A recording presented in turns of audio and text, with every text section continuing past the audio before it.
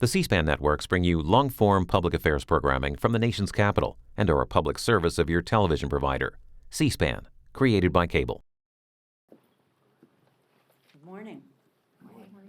Not the morning we thought it would be, but nonetheless, here we are. A speaker announcing his resignation.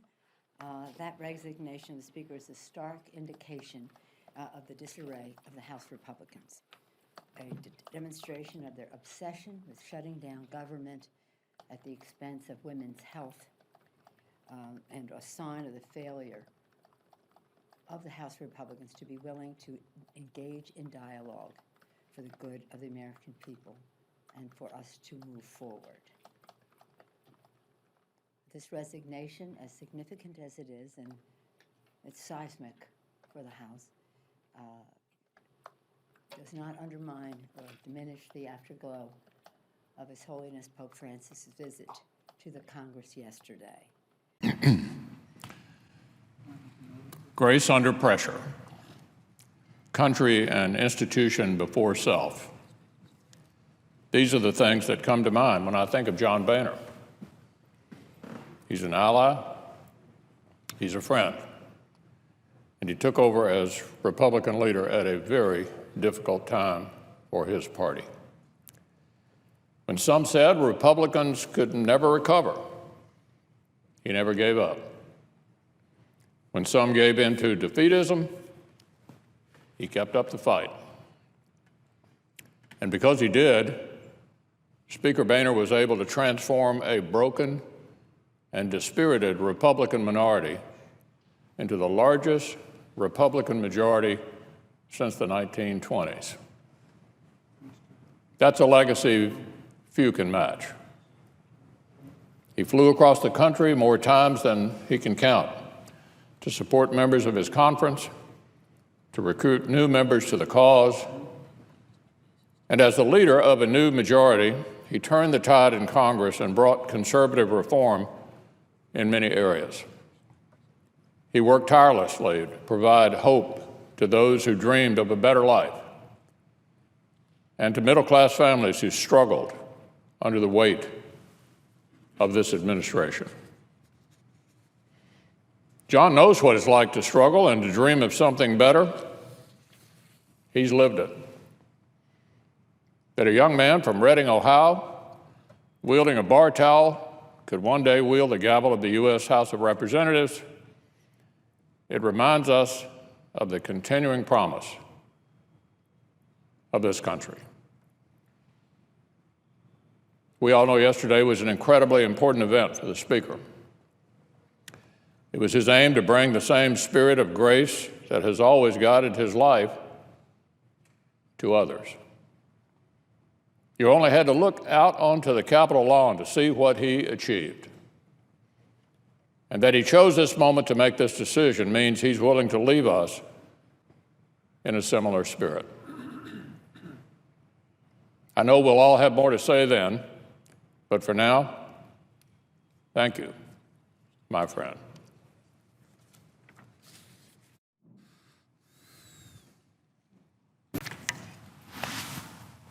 I, like America, was stunned this morning to learn that John Boehner is going to resign the next few weeks.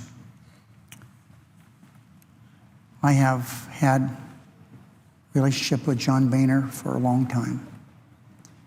His becoming Speaker, of course, made those relations much more close. I have not always agreed and I wasn't always happy with what John told me, but he never, ever misled me.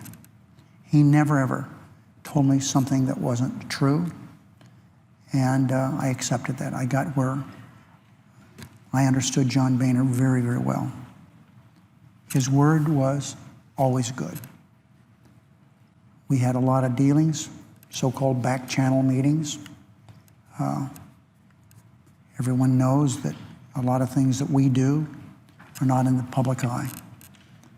And certainly, some things we worked on together perhaps wouldn't have worked out very well in the public eye, but there are things we had to do to get things done. I had a very good relationship with John Boehner.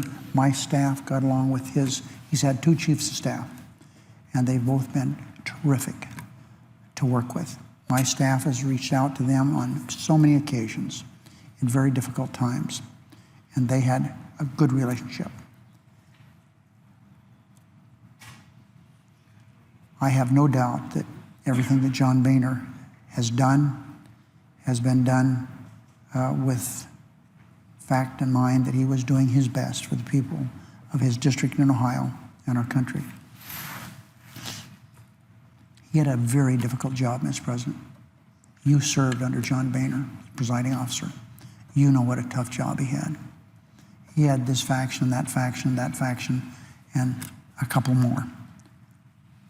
But by ousting a man like John Boehner, a good man like John Boehner, he is a conservative Republican. But his problem is that John Boehner has been pragmatic. He realizes there comes times when you have to make a deal.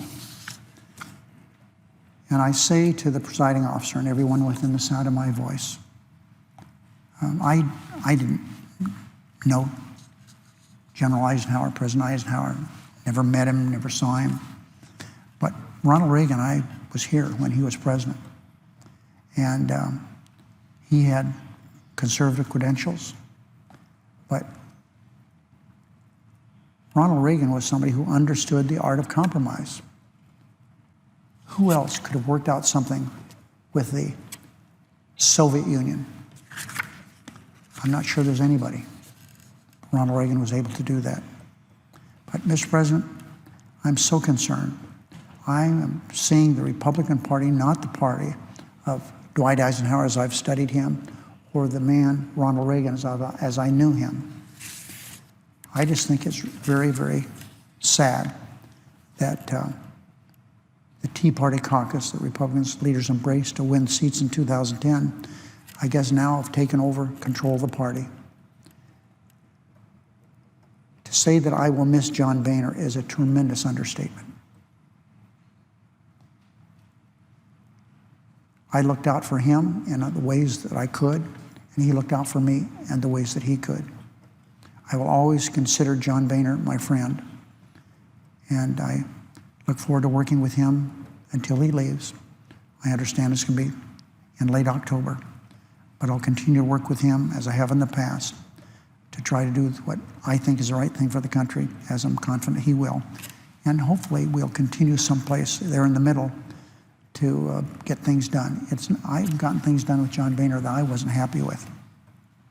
And he wasn't happy with what we had to come up with. But sometimes you do the best you can. I wish John Boehner the very best in the future. Whatever I can do to make his life more pleasant, I'll be happy to do that. Whether it's setting up a golf game for him in Las Vegas or helping him in some government matter, I'll do whatever I can, because John Boehner, as far as I'm concerned, is a good man, and it's a gross understatement to say I will miss him. I will. No quorum. The clerk should call the roll.